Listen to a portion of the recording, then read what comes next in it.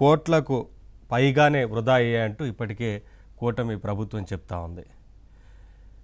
కేవలం పథకాలకు సంబంధించిన వాటి పబ్లిసిటీకి సంబంధించి వారి సొంత పత్రికలో పెద్ద ఎత్తున ప్రకటనల పేరుతో ఇప్పటికే 100 కోట్ల రూపాయలను సొంత పత్రికకు ఇచ్చుకున్నారు.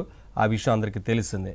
కాకుండా పెద్ద ఎత్తున పాస్ పుస్తకాల మీద జగన్మోహన్ రెడ్డి గారి ఫోటోలు ముద్రించడం, అలాగే సర్వేరాల మీద కూడా జగన్మోహన్ రెడ్డి ఫోటోలు ముద్రించడం, ఇలా ఫోటోల పిచ్చి పేరుతోని పెద్ద ఎత్తున ప్రజాధనాన్ని వృధా చేశారు. ఆ రోజున పెద్ద ఎత్తున ప్రభుత్వ ధనాన్ని ఖర్చు పెట్టి వారి పబ్లిసిటీ కోసం ఉపయోగించుకున్నారు. అదొక అంశం.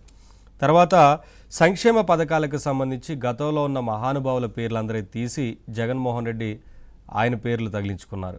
అంబేద్కర్ విదేశీ విద్య పేరుతో ఆ రోజు విదేశాల్లో చదువుకునే వారికి ప్రభుత్వం సాయం చేసే పథకాన్ని తీసుకొచ్చింది. 2014 నుంచి 19 వరకు ఆ పథకం కంటిన్యూ అవుతూ వచ్చింది. కానీ ఆ తర్వాత అధికారంలోకి వచ్చిన జగన్మోహన్ రెడ్డి మాత్రం ఆ పథకం పేరు మార్చారు.